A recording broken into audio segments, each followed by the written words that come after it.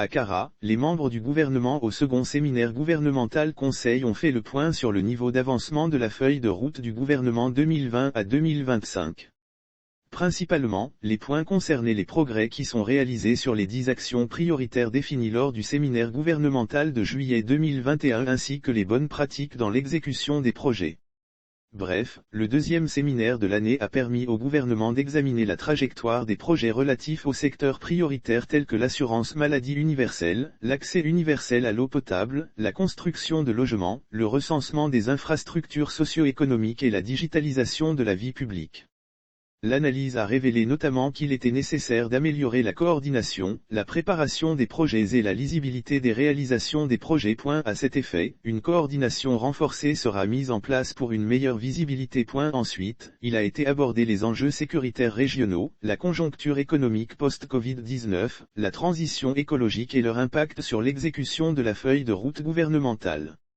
Lisez l'intégralité communiqué du Conseil des ministres Lomé, samedi 27 novembre 2021. Le gouvernement s'est réuni en séminaire du 26 au 27 novembre 2021 et en Conseil des ministres le 27 novembre 2021 sous la présidence de son Excellence Monsieur Faure Sozin Yassine B, président de la République. Au titre du séminaire gouvernemental, conformément à la gouvernance de la feuille de route gouvernementale, ce deuxième séminaire gouvernemental de l'année a permis de faire la revue d'avancement des projets et réformes de la feuille de route. Prenant la parole à l'ouverture, son Excellence Monsieur le Président de la République a insisté sur la nécessité d'accélérer la mise en œuvre des projets pour l'obtention des résultats attendus par les populations. Il a par ailleurs indiqué que ce séminaire devait permettre de tirer les leçons des succès et de s'interroger sur les défis, en prenant en compte les enjeux climatiques, économiques, sanitaires et sécuritaires. De manière spécifique, ce deuxième séminaire de l'année a permis au gouvernement d'examiner la trajectoire des projets relatifs aux secteurs prioritaires tels que l'assurance maladie universelle, l'accès universel à l'eau potable, la construction de logements, le recensement des infrastructures socio-économiques et la digitalisation de la vie publique.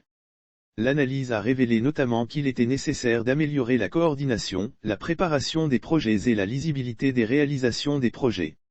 À cet effet, une coordination renforcée sera mise en place pour une meilleure visibilité. Ensuite, il a été abordé les enjeux sécuritaires régionaux, la conjoncture économique post-Covid-19, la transition écologique et leur impact sur l'exécution de la feuille de route gouvernementale.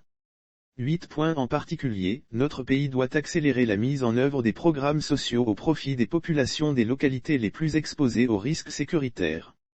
C'est dans ce cadre qu'une tournée gouvernementale a été conduite par le Président de la République et a permis d'échanger avec les populations et d'encourager les forces de défense et de sécurité engagées sur le front.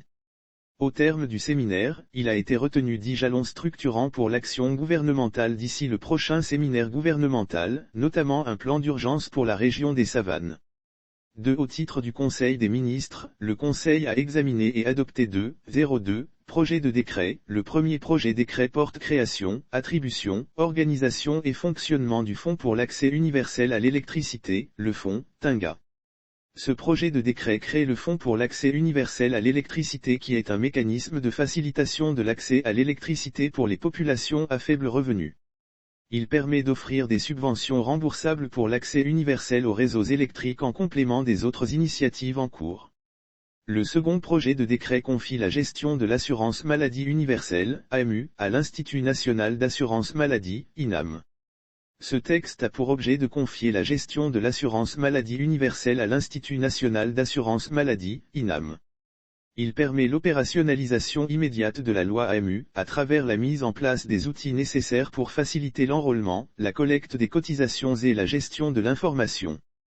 3. Au titre des divers, le ministre de la Santé a rendu compte de l'état d'avancement de la stratégie vaccinale accélérée qui a permis de multiplier par 4 la moyenne de personnes vaccinées par jour. À ce jour, notre pays a réceptionné près 5 millions de doses de vaccins et compte plus d'1 million de personnes vaccinées. Le Conseil s'est par ailleurs félicité de la reconnaissance du certificat de vaccination numérique du Togo dans les 27 pays de l'Union européenne, UE. Face à l'émergence de nouvelles vagues et de nouveaux variants, le Conseil a instruit le ministre de la Santé pour l'accélération de la campagne de vaccination et pour l'administration d'une 3e dose pour les personnes de plus de 40 ans. Sur la situation sécuritaire, le Conseil a relevé la constante clairvoyance et l'implication personnelle du chef de l'État aux côtés des forces de défense et de sécurité. Il a salué la vision qui, combinée à une bonne préparation stratégique et au courage des forces de défense et de sécurité, permet à notre pays d'être prêt et résilient face aux nombreuses menaces auxquelles il doit faire face. Fait à Lomé, le 27 novembre 2021.